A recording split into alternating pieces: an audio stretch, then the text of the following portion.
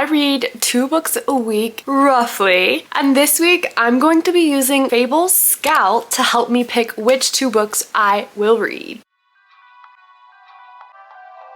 Hi friends and readers, my name is Victoria and I work full-time, 40 hours a week. Despite that, I love to read and I try to read anywhere from 1 to 2 books in a week. And every time I read a book, I track it using an app called Fable. If you are in the bookish world and you like to track your reading, let me know if you use another app besides Fable. I did try out Goodreads and I do like some functionalities of Goodreads, but I prefer the aesthetic of Fable. So I've been sticking to Fable this year to track all of my reading. And Fable has a fun little feature when you add books to your want to read list. It has an option called Scout, and Scout is this little bird at the top of the want to read list that you've curated that will pick books for you based off what you've added to your want to read list. Now I did go in and update my want to read list to make sure I could remove some that I just am never gonna want to read and then add some that I had forgot to add to that list, just making sure I've got it in a good spot to do something like this. Really, my goal here is to try to get books off my TBR that aren't anticipated releases coming up, just because sometimes when anticipated releases come out, I forget about the books that have already been on my TBR. And this could be a good way to sort of pull them off and get them read, because I added them there for a reason, I think. Now this is a tricky video because I try not to buy that many books in a month, really hardly buy any, and I did already buy a book this month. I really want to prioritize when Fable picks my reads or Scout picks my reads to try and find books that I can either rent from Libby, the electronic library, pick up from my library locally, or get on Kindle Unlimited because I do pay for that already. And then if none of those 3 options are available, the 4th option would be buy a paperback, hardback, or Kindle version of the book. So I am going to just go ahead and jump right into Scout picking my reads. I'm gonna screen share my phone so you can see what Scout even comes up with. As far as I'm aware, Scout is going to give me 3 options to pick from, which is good. It gives me a little bit of variability and still pick some books that I may never choose off my TBR. And then before I do this, I do want to give a shout out to 2 bookish creators that I follow. I don't know them personally, but I love watching their content where I saw this idea, so wanted to give them a shout out for it, and maybe other creators out there who have already done this. I'm specifically shouting out Sarah Caroli's video with Fable's Scout picking her books and Emmy Rosam's video. So go check out their accounts. All right, Scout, I'm a little nervous to see what's going to happen. So we're gonna go to our library and then our want to read list, and we're gonna have Scout pick for me. Okay, Scout is picking, going through some books right now. And the first one up is Leather and Lark by Bryn Weaver. Now this is a contender because I just read, literally yesterday, finished their first book in this trilogy, which is Butcher and Blackbird. And I finished that video saying, I don't know if I want to go right into Leather and Lark or not. And I do know it's not on Kindle Unlimited, but I could maybe purchase it from my library or grab it from my library. I don't know if I want to though. So let's see what Scout's next pick is. All right, the next pick is a newer one that's been added to my TBR. I really don't know anything about this book. It's called The Last Letter by Rebecca Yarros. So maybe it could be a good one to read since I don't know much about it, but we're gonna see what the 3rd pick would be and decide from there. All right, book number 3 is The Wild Card by Stephanie Archer. I feel like I'm defeating the point of this video, which was getting books off my TBR, because it just released at the beginning of February. And sorry, I'm gonna read it. It's on Kindle Unlimited, so I don't have to pay for it. Let's read The Wild Card by Stephanie Archer to get a book off of our series list. This is the last book in a series that I need to read. So The Wild Card it is. I'm gonna catch up with you later once I've started this book, give you some updates and see how it goes.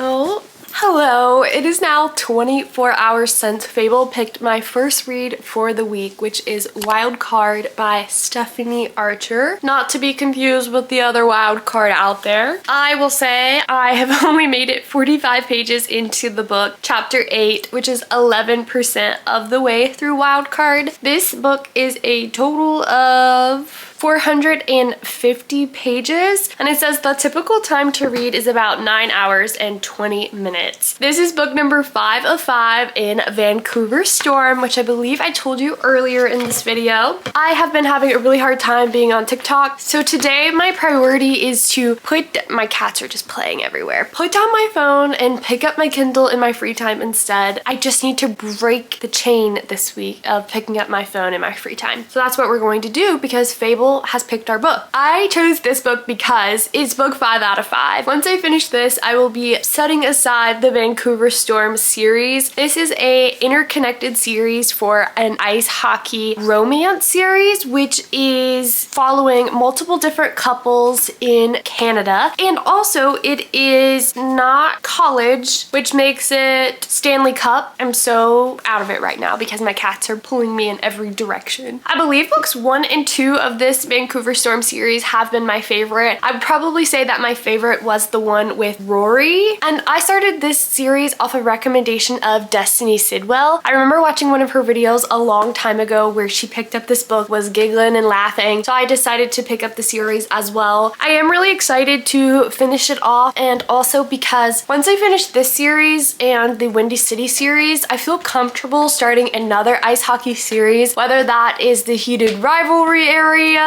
or maybe the Chelsea Curto series, but let's not even talk about those. We're here to talk about Wild Card. Only being 11% of the way into the book, I do have a good idea of where it's going. So we followed 4 different couples so far who played for the ice hockey team. Now book number 5 is going to be following 2 characters that we have seen throughout the rest of the series. Honestly, this has a chance to be rated really highly for me. I think the first 2 I rated a 4 stars, and then books 3 and 4 rated at 3 stars, so they weren't my favorite. But now we sort of get the culmination of all of those books and more, and we get to see those characters having a happy life and family, and then get to see the finishing of the series with Tate, who is the ice hockey coach, and Jordan, who we've seen at the bar, the local bar where all of the hockey players go after their games. What we like about Jordan is that Jordan runs this bar and she doesn't put up with any shit. What am I even saying? I like Jordan and the cameos that we've seen of her so far in the series and starting out with this book. What we do know about Jordan outside of the bar is not much yet. Her dad owns the ice hockey team that we've seen all these characters be in. Something is bringing her to have to talk to her dad after not having the last 10 years and maybe be involved with the ice hockey team, which she basically said she would never do. And the reason being is our coach Tate. He is friends with the owner of the team and he's sort of been watching out for Jordan the last 10 years for his good buddy. However, Jordan hasn't really been putting up with that. She doesn't give him much updates. He kind of just comes, sits to the side and keeps an eye on her, whatever keeps an eye on her really means. And so Jordan likes to play with him, try to crack his hard exterior, and he's a very patient man. So when she's able to crack his exterior, she counts it as a win. So there's really good banter, there's good chemistry, a lot of build up here to see how their relationship might progress. I'm really excited to learn more about Tate, the coach, because we only get to see him in that coaching context. So now we get to see more than just being a coach. And Tate has a daughter, which that'll tug on my heartstrings. We're just gonna keep reading and see what we get into with this last book and how it all wraps up in this world. I'll probably update you when we're about 60% of the way through the book. Hopefully I read a ton tonight, which is Thursday night. Anyways, talk to you later.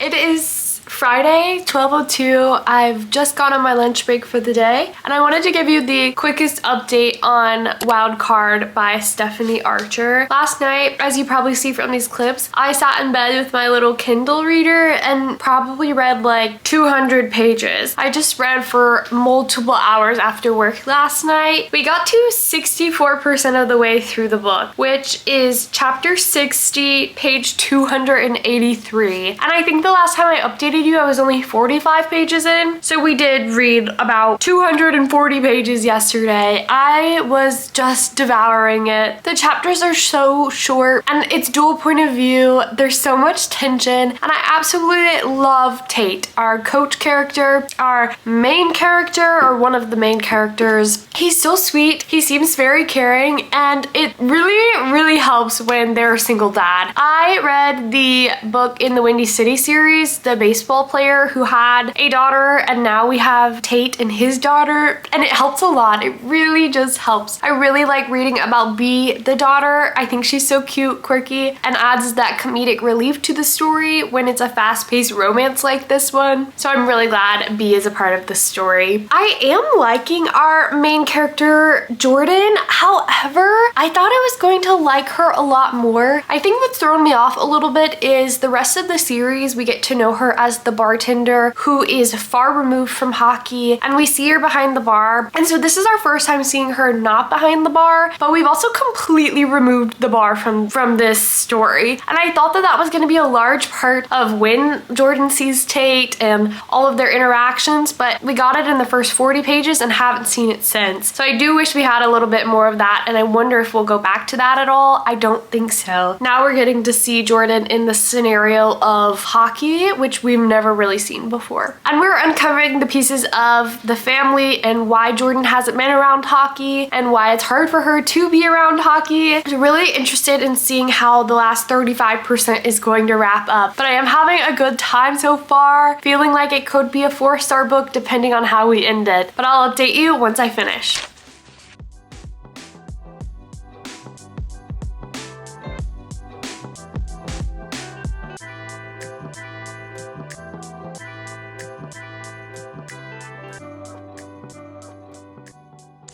It is now Sunday. Yesterday was Valentine's Day. Did a lot with my boyfriend and my friends, but I did last night in bed finish up reading Wildcard by Stephanie Archer. And I have been reading it on my Kindle from Kindle Unlimited, so I don't have to return the book or anything. It kind of just sits on my Kindle for now. And it was just so satisfying to flip through my Kindle and see all 5 of the books on there that I had finished and read, and completing an interconnected hockey romance series. I have had a good time with this series. I think you probably know what you're getting yourself into when you start a hockey romance series similar to this one, but it's just so fun to know no one at the very beginning in the first book, and then by book 5 have this interconnected family where you get to see how their lives are coming to an end in the series at least. And sometimes your authors might hint to another series, like a playoff series, which it felt like there may be something like that, a spin-off series. I'm gonna give this book a 4 stars, which brought up my rating from the last 2 books in the series, which were a 3-star for me. So we're finishing out the series. I'd say on average we had 3 4 stars and 2 3 stars. I don't know what the average of that is, but I would recommend this because it's a nice, good hockey romance series if that's what you're in the mood for. These are definitely books I feel like you probably have to be in the mood for this genre to enjoy them. Our main characters, the coach Tate and Jordan, while we didn't get Jordan in the bar context like I wanted to see her, I did appreciate her storyline and what she was able to do and how her familial problems were able to resolve. And then this was probably my first series where I got to the end and it was a coach who was involved in the romance, and I actually really enjoyed that. The age gap, the single dad trope, it really did it for me. I had a good time reading about them, which makes me really excited to finish out the Windy City series. I have one more book in that series in preparation for the spinoff of their coach, I believe, for Liz Humford's new book. So can't wait to do that. Which means we have a few more days left in this, so we're gonna let Fable Scout pick our next book, and I want to go ahead and have that book ready. It's Sunday, so I can read in the rest of my evening today. So I'm gonna screen record my phone, and we're gonna go to our want to read list. Since I even started this video not that long ago, I've already added more books to my want to read list on Fable, and I'm really nervous on what we might be able to start reading. Okay, we're gonna click pick for me. Scout is picking. The first book up on the list is coming soon.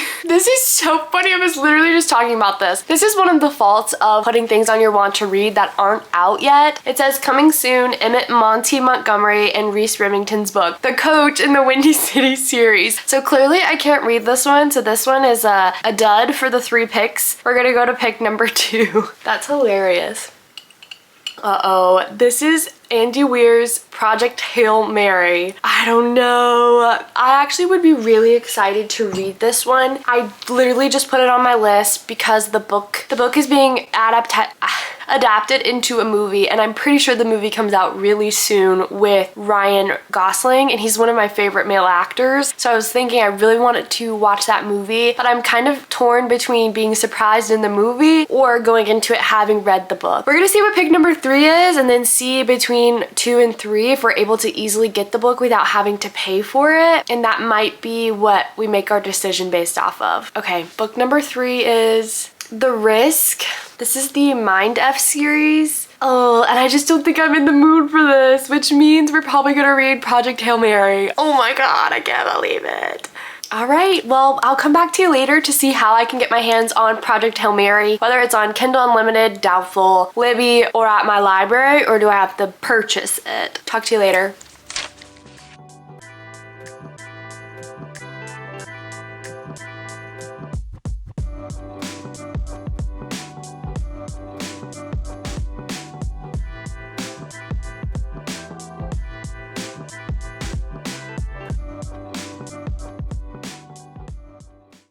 We have made it. Last time I talked to you was Sunday, which was yesterday, when Fable Scout picked my read, and that is going to be Project Hail Mary by Andy Weir, I believe. Also author of The Martian, which I have heard of but never read, and maybe if it's a movie, never watched. I did decide on picking this up. Unfortunately, of course, which is why I can't do videos like this often where random things are picked off my TBR, because my videos are pretty calculated in that I need to find books off of Kindle Unlimited or put a hold on them in the library, either eLibby or in person at the library. I really try not to buy that many books because I don't have the space for them or the money for that.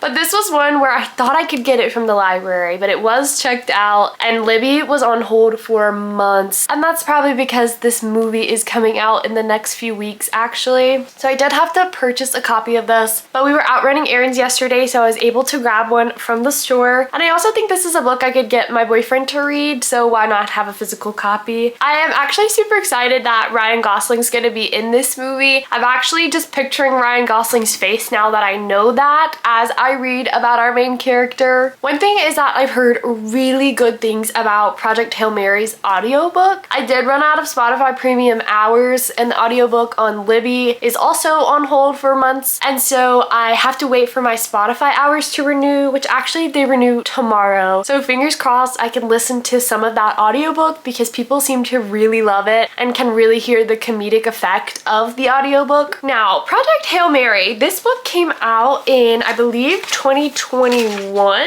Yeah, 2021, so about 5 years later, and now we're getting a movie for it, which feels pretty quick, honestly. I am on page 127. I got a new bookmark, and something about using a Lizzie McGuire bookmark for a science fiction book like Project Hail Mary is just hilarious to me. But yes, this is science fiction. I cannot recall the last time I read a book even close to this, maybe in middle school, maybe in high school. Science fiction is certainly not my forte, and it's definitely out of my comfort level, but I am really enjoying myself so far. Maybe the last bit that I read that had some science fiction in it was Rhett and Link's book, or there's a bit of genre bending in the Ministry of Time, but nothing close to this one. I did read all of those 100 and something pages last night just sitting in bed, which really shows you how captivating it can be despite someone who's not into science fiction. And I'm gonna try to read off the back of the summary summary because I don't want to reveal too much about this book based off of what I've read versus what you can see on the summary. So we are following Ryland Grace, and Ryland Grace is the sole survivor of something bad happening, but he doesn't know what has happened. It says he went on a last chance mission, and if he fails, humanity and Earth itself will perish. Except that right now, he doesn't know that. That's because he wakes up and he has no memory of anything. He doesn't know that his name is Ryland Grace. He doesn't know what his profession is. He doesn't know who the two dead bodies on wherever he's at are. He knows absolutely nothing, which means he doesn't know what assignment he's even on, and he doesn't know how he can even save himself or where he's even at to save himself. Well, you do know from the back of the book that he is hurtling through space on a tiny ship, and he must puzzle out an impossible scientific mystery. At this point in the story, I have a good idea of what that scientific mystery is, and of course you get a good idea that he's in space. So right now we are getting what he's going through present day, trying to jog all of his memories to figure out why he's in a spaceship, why are there two dead people with him, how did he get here, and now that he's here, what does he have to do to get out of here, to save Earth, to save humanity. Now I do know some of what he has to do, and I think that that's why people really enjoy this book and why it's become a movie. As someone who cannot fact check anything that they are saying about space or organisms or biology, as the author is literally feeding it to me on a platter through our main character's memories as he tries to figure out why he's in space, I'm like, oh my god, this makes total sense. He's figuring it out, he's remembering things from the past, and I'm learning about this all brand new just like he is. So I wonder if you are a science-minded person, if you're into science fiction, if this would read the same for you, because I'm very gullible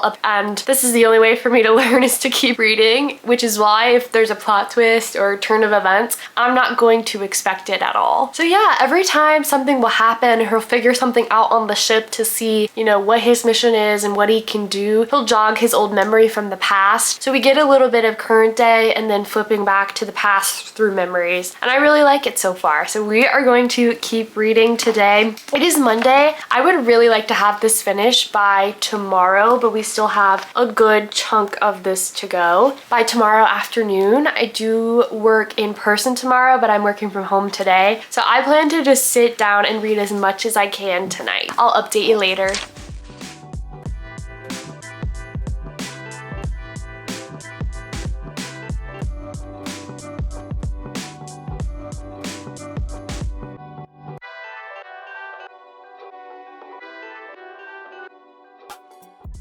It is Tuesday, about almost 8 p.m. and I literally just finished Andy Weir's Project Hail Mary. This book is a total of, for paperback at least, 478 pages.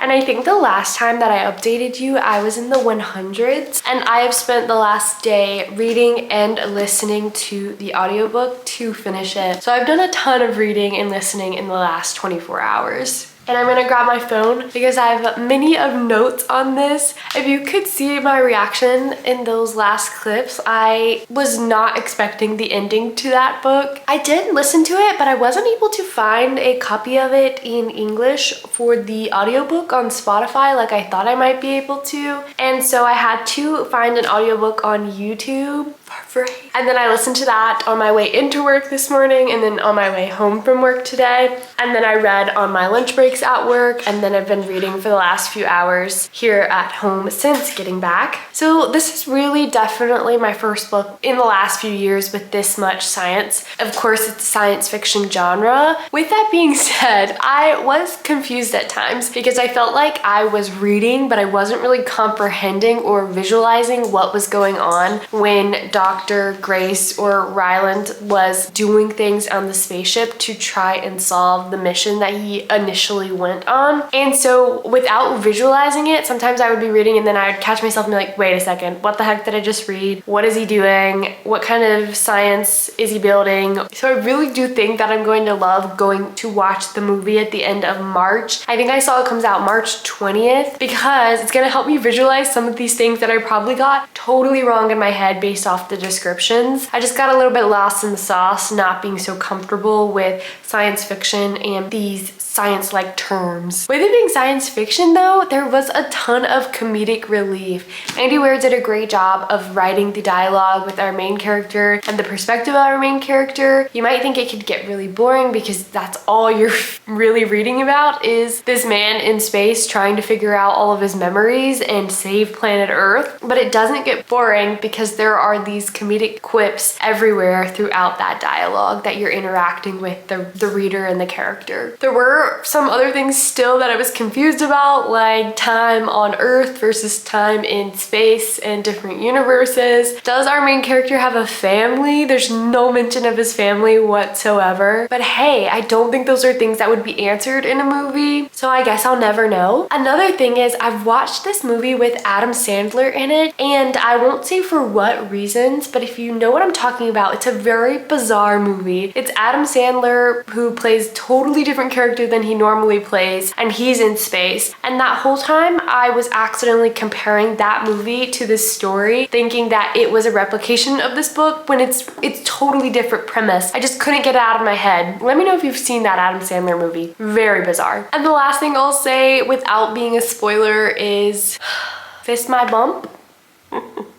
So I think when all said and done, I'm gonna rate this story a 4-star, which who knew? Who knew that would happen? If there are other science fiction recs out there that aren't very scary and intimidating for a romance, historical fiction, contemporary fiction girl out there, let me know. And if you have any other fun ideas of how I can get books off my TBR, like these types of videos, also let me know because I am always reading. Might as well make it a fun way to read. That's all. Bye for now.